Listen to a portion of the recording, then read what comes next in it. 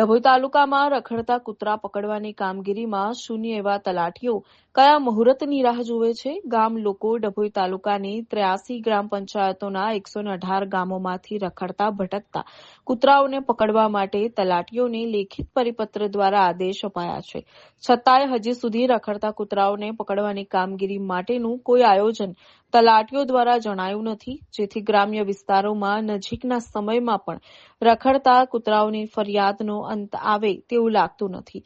રાજ્ય સરકારના પંચાયત અને ગ્રામ વિકાસ વિભાગના કમિશનરે ગામડાઓમાં રખડતા કૂતરાઓને પકડવા માટે તલાટીઓને આદેશ કર્યો છે, જે આદેશને પરિપત્ર પણ તલાટીઓને મળી ગયેલ છે. તેમ છતાં હજુ સુધી ગામડાઓમાં તલાટીઓ દ્વારા રખડતા કૂતરા પકડવાની કામગીરી શરૂ કરાઈ નથી, જેના કારણે રખડતા કૂતરાઓનો ત્રાસ પણ યથાવત રહેવા પામ્યો છે.